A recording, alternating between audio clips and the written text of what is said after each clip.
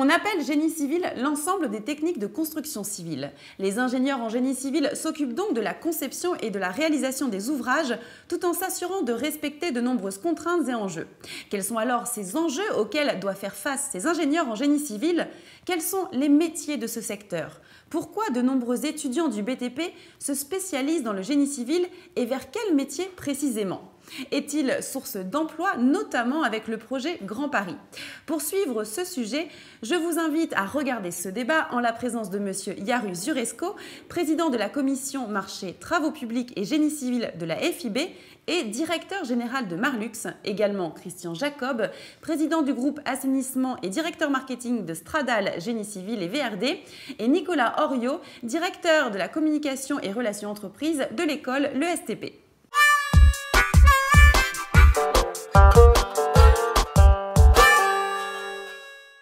Le génie civil, c'est aujourd'hui le débat du jour, le sujet du jour de discussion. Monsieur Zuresko, qu'est-ce qu'on entend par génie civil?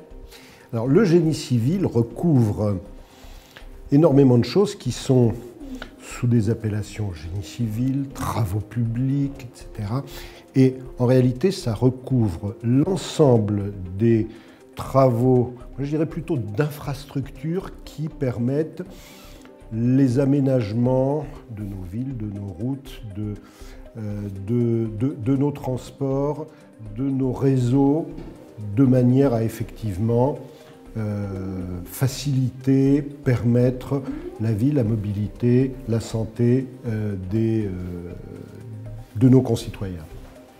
Alors, Monsieur Jacob, il y a différents métiers dans le génie civil. On parle de calculateur projeteur, de topographe, de géomètre. Quels sont les champs d'intervention du domaine du génie civil? Les domaines d'intervention sont effectivement extrêmement variés, puisque ça part de l'étude proprement dite du projet, et savoir qu'est-ce qu'on veut faire, où est-ce qu'on veut le faire, comment on va le faire. Ensuite, il va y avoir toute une partie d'études soit dans un bureau d'études, soit dans une entreprise de génie civil ou de travaux publics. Là. Et après, il y a toute la partie, je dirais, travaux, réalisation, je dirais, qui est une composante de fait très importante, parce que ce n'est pas parce que le projet va être bien étudié que du coup il va être bien réalisé. Donc il y a vraiment un chaînon. Pardon. Non, j'ai rien dit. Continuez. Je vous laisse continuer. C'est ma petite réaction. D'accord. Donc il y a cette partie travaux. Donc on retrouve, je dirais, des fonctions, je dirais, très spécialisées dans tous ces domaines, donc aussi bien auprès du maître d'ouvrage, du maître d'œuvre que de l'entreprise. Alors, dans le génie civil, moi j'ai cité quelques métiers. Vous, Monsieur Oriot, à l'école l'ESTP, vous formez notamment des ingénieurs en génie civil. Alors, c'est quoi cette formation? Qu'est-ce qu'on apprend? Alors, je pense qu'en fait, c'est intéressant de la définir aussi d'un point de vue international. C'est-à-dire qu'il se trouve que pour nous, lorsqu'on noue des partenariats avec des établissements à l'étranger, quel que soit le continent, ce sont des universités. Et dans ces universités, les grandes, il y a des grandes universités prestigieuses, je pense à Berkeley, MIT, etc., UCLA. Elles ont toutes des facultés de génie civil. Et le génie civil correspond pour eux à nous ce qu'on va appeler construction, bâtiments, travaux publics en France. Donc c'est une acceptation plus large du terme de génie civil, alors qu'en France, pour les métiers, en tout cas les entreprises de la construction, on parle plutôt de génie civil pour le génie civil spécialisé. Donc vraiment les ouvrages très spécifiques, les fondations particulières, les ponts banés, etc., etc. Ça, c'est une autre, je dirais, dimension du génie civil qu'on appelle génie civil spécialisé. Voilà. Concernant les métiers effectivement concernent, alors si on prend la définition infrastructure, c'est plutôt les sujets des travaux publics, bien sûr. Donc là, il y a beaucoup de métiers qui concernent finalement tout ce qui est horizontal, tout ce qui permet de relier les hommes, à la différence de ce qui est vertical, qui concerne le bâtiment. Le bâtiment est là pour protéger les hommes, alors que les infrastructures relient les hommes. Alors, qui peuvent être horizontales et en dessous-sol, bien évidemment. Ah oui, après, vert, rouge, blanc, c'est ça. On va rentrer dans tous les détails. Alors, on parle beaucoup du Grand Paris en ce moment. Votre place, vous, dans le groupe Stradal, vous travaillez tous deux au sein de ce groupe-là, en génie civil, sur le Grand Paris. Sur quel domaine, quel métier y a-t-il des besoins en ce moment? Alors, les besoins du projet du Grand Paris sont extrêmement nombreux. En fait, le premier maillon finalement du projet du Grand Paris, c'est un grand réseau de transport qui va structurer finalement cette grande métropole. Ce grand réseau de transport, c'est 200 km de métro automatique dont la plus grande partie est en tunnel. Donc déjà, la première des choses, c'est un projet de tunnel unique. Et chez Stradale, l'une de nos spécialités, c'est ce que l'on appelle les voussoirs de tunnel, c'est-à-dire la fabrication des anneaux de revêtement et qui tiennent le tunnel. Donc, pour nous, il y aura d'abord cette partie voussoir qui est effectivement très importante. Et puis, dans ce projet du Grand Paris, il y a 69 gares. Donc dans 69 gares, il y a énormément de choses. Et là, nos solutions préfabriquées peuvent apporter toutes sortes de solutions. Et ensuite, finalement, ce grand réseau va permettre de développer des quartiers, des villes finalement, qui elles vont avoir besoin d'autres infrastructures, des infrastructures de transport, des infrastructures de réseau, de l'interopérabilité. Donc cette interopérabilité, si on passe du côté des transports, mais ça pourra être des tramways, ça pourra être des bus, ce sera des réseaux électriques, des réseaux d'eau, etc.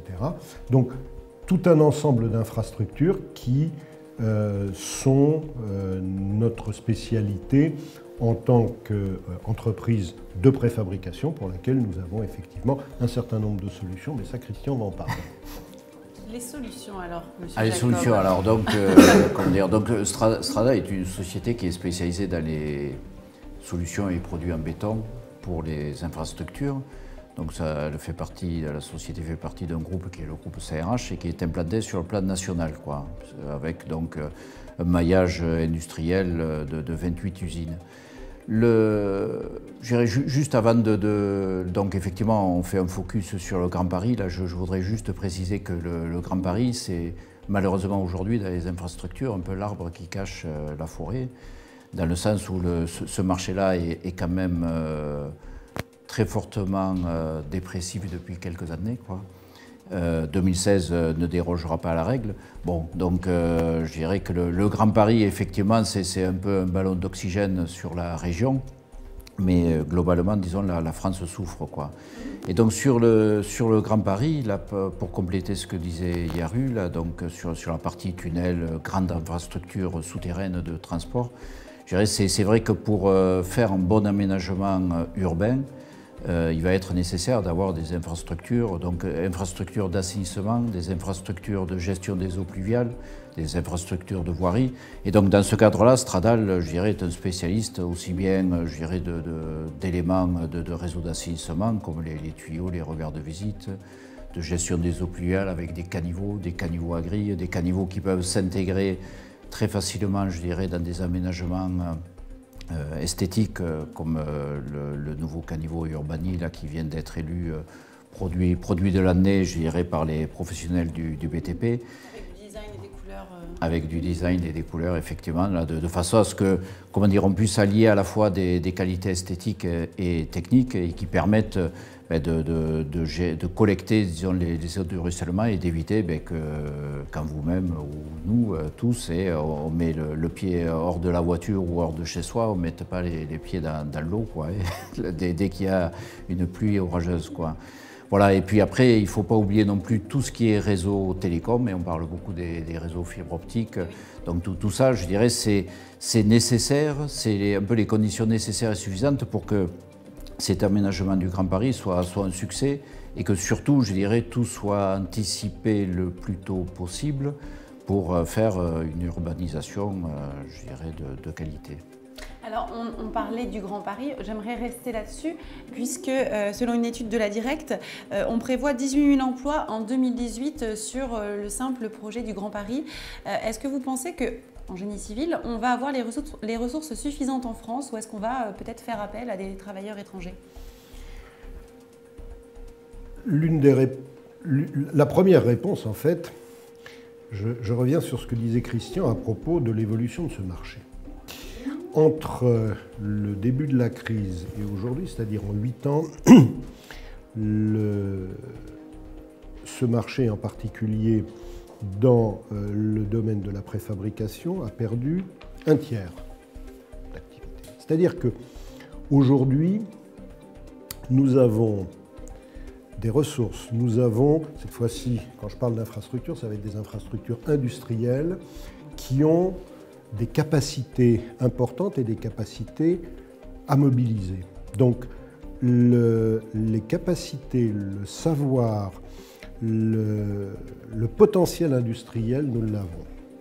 Bien évidemment, quand on parle emploi, un projet comme celui du Grand Paris va effectivement nécessiter aussi d'avoir recours à de la formation, d'embaucher des gens, de faire en sorte d'avoir les collaborateurs qui permettent de faire tourner, et on l'espère, à des niveaux qui sont des niveaux que nous avons connus et que malheureusement nous ne connaissons plus aujourd'hui dans nos professions. Donc en résumé, les moyens, les ressources, l'infrastructure industrielle existent, le potentiel humain et le savoir-faire existent. À un moment, il faudra effectivement aussi déployer et former du personnel au moment où nous serons sur des moments complètement actifs de ce grand chantier. Bien évidemment, c'est vrai pour notre métier et c'est vrai pour l'ensemble des métiers qui auront à intervenir dans ce projet du Grand Paris. Alors, vous parliez de formation. Je reviens vers vous, Monsieur Oriot. On a parlé tout à l'heure du génie civil, notamment spécialisé. Il y a une formation chez vous dans génie civil nucléaire. Est-ce que vous pouvez nous en parler et nous parler de ces enjeux-là? Oui, bien sûr. Alors, le génie civil nucléaire est vraiment une spécialité très, très pointue, très spécifique. Qui résonne, je dirais, par rapport à tout ce qui a pu se passer suite aux grands événements que tout le monde connaît. Je pense à Tchernobyl, je pense à Fukushima, etc. Et on a la chance, d'avoir en France une très belle, je dirais, unité industrielle, chaîne industrielle dans ce domaine-là, à travers finalement les donneurs d'ordre, c'est-à-dire Areva, EDF, mais aussi les majors du BTP, mais aussi l'ingénierie. Et on a pu finalement mettre autour de la table ces différents acteurs pour répondre à cette problématique qui consiste tout simplement à, je dirais, mieux sécuriser, mieux connaître ces problématiques de génie civil nucléaire pour toutes les infrastructures nucléaires. Ce n'est pas que les centrales nucléaires, mais c'est aussi les centrales nucléaires. Et l'enjeu, ce n'est pas forcément de construire de nouvelles centrales nucléaires en France, on connaît le sujet en France, mais c'est de mieux les construire, en tout cas à l'étranger lorsqu'on a à le faire, lorsque la filière française a à le faire, mais aussi et surtout de les mettre aux normes, de les entretenir, voire de les déconstruire. Et ça, c'est un vrai sujet parce qu'il faut faire en sorte que cette connaissance très technique, très pointue du génie civil nucléaire, soit encore mieux, je dirais, percutante et surtout, je dirais, adaptée aux besoins des exploitants de ces infrastructures nucléaires. Donc c'est un vrai sujet porté par toute une filière en France et on a la chance de pouvoir les mettre autour de la table. Alors, on a aussi le domaine du numérique qui se développe fortement dans le secteur des TP et du bâtiment. Dans le génie civil, tous les outils de partage d'informations, de CIAO, etc. Qu'est-ce que ça apporte? Peut-être encore vous, Monsieur Oriot, par rapport à vos étudiants qui sont formés sur des logiciels comme ça dans le génie civil. Alors, il est difficile de parler de numérique et de formation sans parler de BIM. Donc, c'est quelque chose qui émane plutôt effectivement des pays du nord de l'Europe, en tout cas les anglo-saxons, ça c'est certain. Deuxièmement, ça vient plutôt d'abord par le sujet bâtiment, mais il est certain que ça ne peut que se développer. C'est en train de le faire d'ailleurs au niveau des infrastructures, donc ce qu'on appelle les travaux publics, parce qu'on a affaire à des objets de plus en plus complexes, qu'il s'agisse de tunnels, de barrages, de centrales nucléaires ou autre chose. Et donc ça, c'est un passage oublié, c'est le sens de l'histoire finalement de la formation dans le génie civil. Chez Stradal, l'outil numérique, il est utilisé comment pour le génie civil ou pour toute votre activité? Qui veut parler? Alors, non, il y a un petit moment d'hésitation. Non, parce que je pense qu'on a tous les deux des choses à dire. Oui, j'imagine. Donc, comment dire, chez Stradal, l'outil numérique fait partie intégrante, je dirais, de l'étude du produit. Donc, des logiciels type AutoCAD ou autres, je dirais, sont le quotidien de nos ingénieurs, quoi. Disons là, pour rebondir sur ce que disait M. Aurier, là, c'est vrai que, comment dire, la grosse différence là, qui se dessine et qui est en train vraiment d'éclore, c'est ce passage justement sur le terrain de ces outils informatiques ou de ces objets, je dirais, numériques, à destination, je dirais, du chantier ou des travaux, quoi. Et c'est vrai que souvent, je dirais, le BIM est associé au bâtiment, parce que le B c'est building et qu'obligatoirement on pense bâtiment, alors que je pense que le métier des infrastructures est très avancé sur le sujet, peut-être un peu plus parce que, je dirais, il y a... La définition des produits est peut-être un peu plus simple, quoi, tout du moins, je dirais, plus facile à cerner. Et par contre, il y a un énorme avantage, c'est dans la gestion des réseaux enterrés. C'est-à-dire qu'en fait, en faisant une modélisation, je dirais, de la préparation du chantier, ça permet de bien se coordonner, je dirais, dans la position des différents réseaux, que ce soit le réseau d'adduction d'eau potable, le réseau d'assainissement, le réseau télécom, et tout ça, je dirais, de façon à pouvoir simplifier et éviter, je dirais, quand on va ouvrir une tranchée ou quand on va commencer à intervenir, de devoir, je dirais, entre guillemets, bricoler sur place avec les risques, je dirais, du coup, pour le résultat final, quoi. Monsieur Jacob, quelles sont les innovations dans le génie civil chez Stradal? Alors les innovations, d'abord l'innovation c'est un enjeu majeur pour toute entreprise et pour Stradal peut-être plus particulièrement, quoi. Donc quand on dit innovation, et puis M. Aurier là, que je vois trépigner là, Orio, pardon, Aurier, excusez-moi, Orio, oui en plus j'ai votre carte. Monsieur Orio, disons, donc, complétera, je dirais, par des innovations peut-être plus avancées, disons, ou plus structurantes, quoi, disons, au sein de Stradal. C'est l'innovation, je dirais, qui va être une réponse, je dirais, aux besoins du marché, aux besoins des clients, quoi. Donc aujourd'hui, les thèmes directeurs, je dirais, sur l'innovation, c'est tout ce qui touche à la gestion des eaux pluviales. Donc je parlais tout à l'heure des caniveaux hydrauliques, je dirais, avec des qualités, je dirais, à la fois esthétiques et techniques. On peut parler également de tout ce qui est matériaux d'infiltration, avec des pavés drainants, des systèmes de réservoirs enterrés en béton qui permettent de cette façon-là de gérer, je dirais, la gestion les eaux pluviales au plus près de là où elles tombent, quoi. Et puis il y a tout un volet plus lié à la voirie, qui est pour les circulations des personnes à mobilité réduite, et la fameuse accessibilité au PMR, quoi.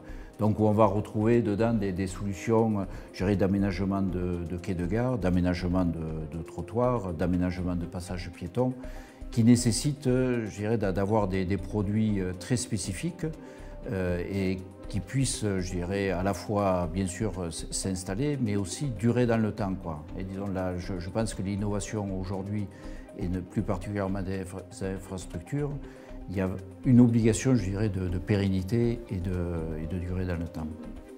Alors, d'autres innovations plus structurantes, si on peut dire, que vous pouvez nous donner, Monsieur Orio? Alors oui, il y a beaucoup d'innovations dans ce secteur d'activité. Actuellement, bon, je pense tout d'abord, par exemple, effectivement, la route intelligente, en tout cas, tout ce qui se met en place actuellement avec la route solaire aussi, ce qu'on appelle Wetway, qui a été présenté par Colas, qui est vraiment quelque chose de très intéressant pour l'avenir. Et aussi la route intelligente avec tous les capteurs qui permettent justement d'avoir quelque chose, en tout cas un objet, une infrastructure qui puisse, je dirais, mieux faire comprendre les passages des uns et des autres, des véhicules ou les personnes. Mais au-delà de ça, ce que je voudrais dire, c'est qu'il y a eu un classement, il y a, je crois la semaine dernière ou il y a 15 jours, d'une instance internationale, OCDE ou FMI, je ne me souviens plus de la source en tout cas, qui disait que la France était 6e au niveau international en termes de recherche, donc c'est très bien. Mais elle n'est que 16e en termes d'innovation. Ce qui signifie qu'il y a une perte en ligne entre les deux. Or, il se trouve que, en tout cas pour ce qui nous concerne, nous, dans notre domaine, on essaie de faire en sorte que l'innovation soit très importante. en tout cas au sein d'écoles. La recherche elle est plutôt limitée au sujet matériel-matériaux, ça c'est une réalité. Et en tout cas, je crois que l'une des pistes vraiment sur le sujet innovation en termes de génie civil pour nous, c'est bien sûr les matériaux, mais on vient d'en parler à travers ce qu'on vient de se dire là, sur les bitumes, etc. Mais aussi sur ce qu'on appelle la constructibilité, c'est-à-dire comment mieux construire une infrastructure, un bâtiment. En gros, c'est comment faire mieux avec moins. Moins de temps, moins d'argent, moins d'énergie, moins de CO2, etc. Et ça, c'est vraiment du process. Et là, sur ces sujets-là, on a une vraie voie de progrès. Et c'est d'ailleurs tout l'objet de notre centre de recherche à l'école, au-delà du sujet matériaux. Donc ça, c'est une vraie voie pour l'avenir.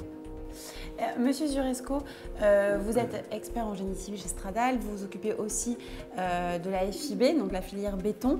J'aurais souhaité vous poser une question sur le béton. On dit que le béton se stabilise seulement au bout de plusieurs années en raison du fluage. Alors, est-ce que vous pouvez nous expliquer cette technique ? En réalité, le béton est un matériau qui, une fois qu'il a été fabriqué, a un cycle de durcissement lié au ciment qui se fait d'abord très rapidement. Ensuite, le béton, comme d'autres matériaux dans le temps, peut effectivement évoluer, mais ça n'est pas que l'apanage du béton en l'occurrence.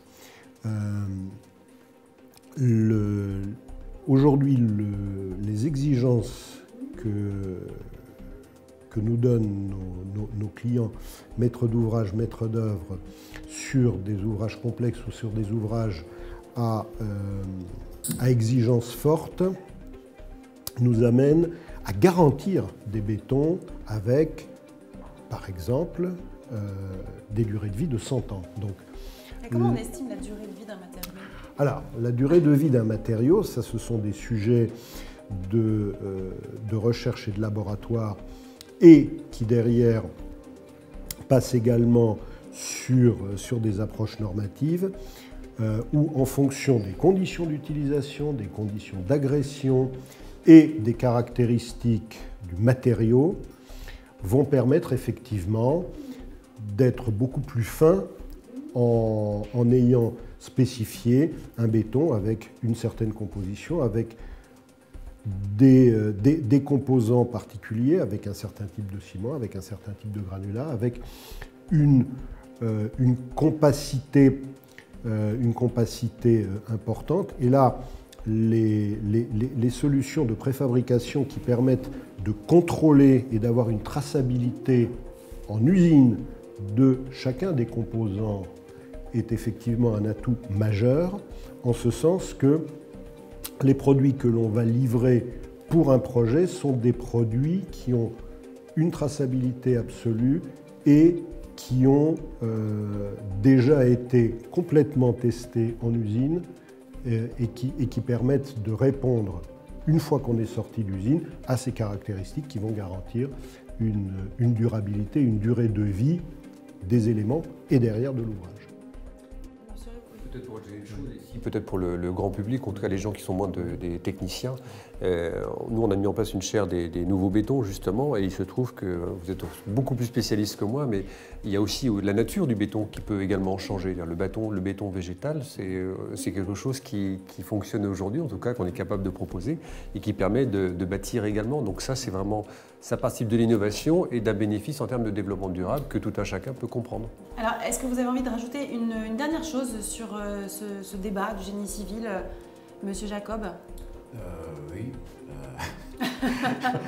Si tout est dit après. Non. Là, je dirais, là, c'est un thème qui fait partie de notre vie, les infrastructures. Je pense qu'en France, comme tout citoyen, je dirais, on est en droit d'attendre, je dirais, des infrastructures. On a un patrimoine d'infrastructures qu'il faut entretenir. Et je dirais, là, je pense que c'est un message, je dirais, qui doit passer. Et quand vous parliez tout à l'heure de durée de vie, il faut savoir qu'aujourd'hui, par exemple, un réseau d'assainissement, qu'on le souhaite ou qu'on ne le souhaite pas, mais compte tenu des allocations de ressources, doit tenir plus de 100 ans. Donc là, c'est vrai que comment dire, il est important d'avoir cette durabilité.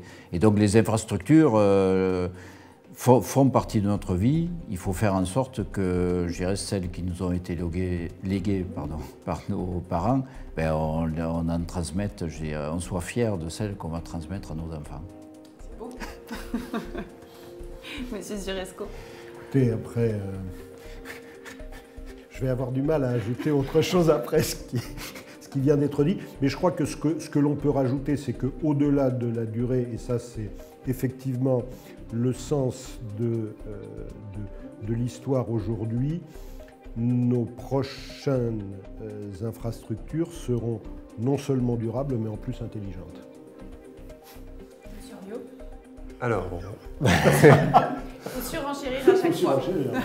alors, moi je pense que, même si les temps sont durs actuellement dans le domaine des travaux publics en France, je pense il faut toujours se rappeler qu'il faut être très fier de la filière génie civil en France, parce que je pense qu'au niveau international, d'abord, c'est ce qui permet à notre pays d'être encore plus attractif et compétitif. Donc on a intérêt effectivement à pouvoir continuer à avoir un réseau aussi bien, je dirais, de grande qualité, qu'il s'agisse des lignes TGV, des autoroutes, etc., etc. Et le deuxième élément, c'est qu'on a la chance quand même d'avoir des entreprises, soit d'ingénierie, soit de BTP, qui s'exportent dans le monde entier depuis plus d'un siècle et qui font autorité, qui ont un vrai savoir-faire sur ce sujet qui est le génie civil. Autant on n'est pas vraiment, je dirais, compétitif maintenant dans le domaine du bâtiment face à des entreprises chinoises, c'est une évidence.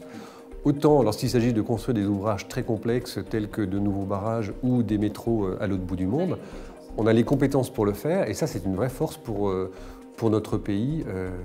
Voilà.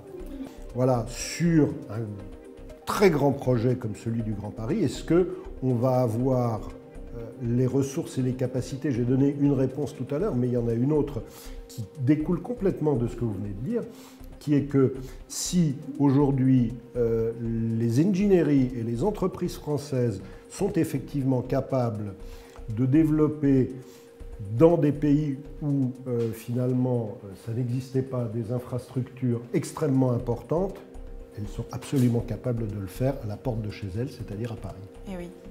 Et c'est important, ça, on espère vraiment que ça va se passer de cette façon et qu'on va utiliser les compétences et les ressources en France pour développer toutes nos infrastructures. C'est évident. Ben, merci beaucoup, messieurs, d'avoir été avec nous. Merci à vous. Merci à vous de nous avoir suivis. On se retrouve très vite pour un nouveau débat sur cette émission, sur votre émission Ça fait débat. Et n'hésitez pas, donnez-nous toutes vos impressions sur le site de btp.tv.